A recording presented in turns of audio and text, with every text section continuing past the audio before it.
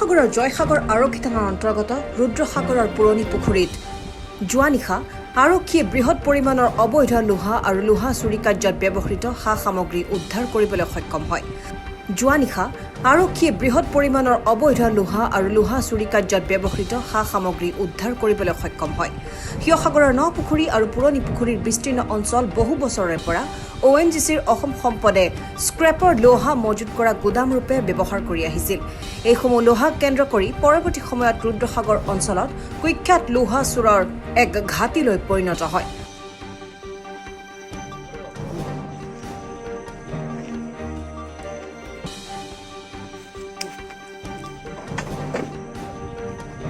আমি আজি এটা বিশেষ সূত্ৰৰ পৰা খবৰ পাইছিলোঁ যে কিছুমান চুৰি পাইপৰ ব্যৱসায় হৈ আছে।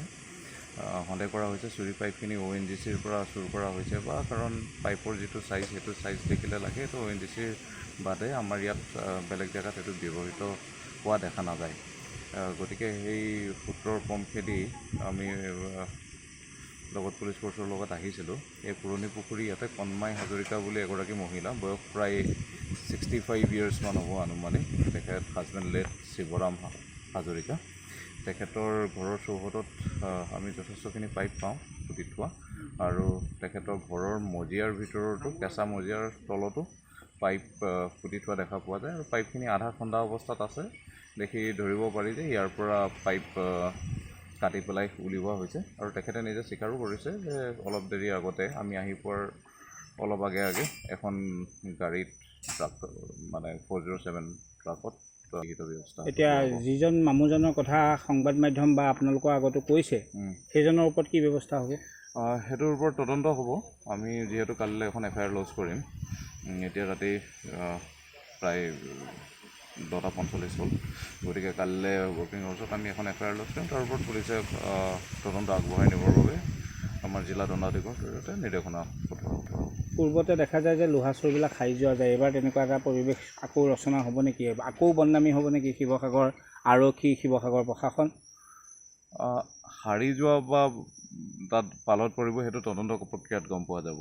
আমি বিধিসন্মতভাৱে আমি FIR লজ কৰিম, আৰু যথেষ্ট ইয়াতে প্ৰমাণ পোৱা গৈছে, সৰজমিন প্ৰমাণ ইয়াতে পোৱা গৈছে। মই নিজে আজি উপস্থিত আছোঁ। আমি আৰু গেছ কাটিং কৰা ইকুইপমেণ্টছলৈকে ধৰিছোঁ। মহিলাগৰাকীয়ে নিজেও কিছু নাম লৈছে, গতিকে তদন্ত প্ৰক্ৰিয়া অনুযায়ী আগবাঢ়িব। কণমাই হাজৰিকাক কেতিয়া এৰেষ্ট কৰা হ'ব?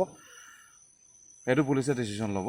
কালিলৈ তেখেতক বয়সটো চাই এতিয়া এই সময় আৰু তেখেতৰ বয়স আৰু লগতে মহিলা হোৱাৰ কাৰণে এই সময়ত তেওঁক এৰেষ্ট কৰা হোৱা নাই। পৰৱৰ্তী পৰ্যায়ত সেইটো পুলিচে ব্যৱস্থা ল'ব।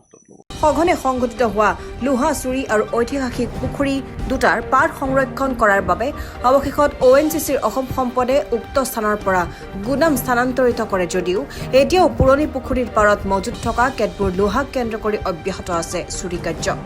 যোৱা নিশা শিৱসাগৰ জিলা দণ্ডাধীশ পংকজ বৰাৰ উপস্থিতিত পুৰণি পুখুৰীৰ পাৰত কণমাই হাজৰিকা নামৰ এগৰাকী মহিলাৰ ঘৰৰ ভিতৰৰ পৰা চুৰি কৰি কটা লোহা আৰু লোহা কাটিবলৈ ব্যৱহাৰ কৰা গেছ কাটাৰৰ যন্ত্ৰাংশ তথা 5টা ঘৰুৱা চিলিণ্ডাৰ উদ্ধাৰ কৰে।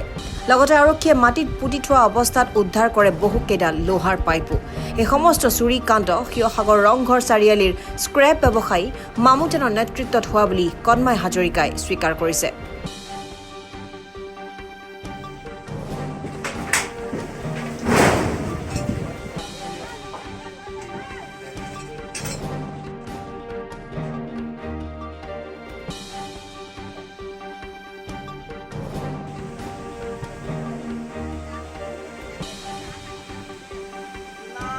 শিৱসাগৰৰ পৰা Syed Mustaqur Rahman, channel North east.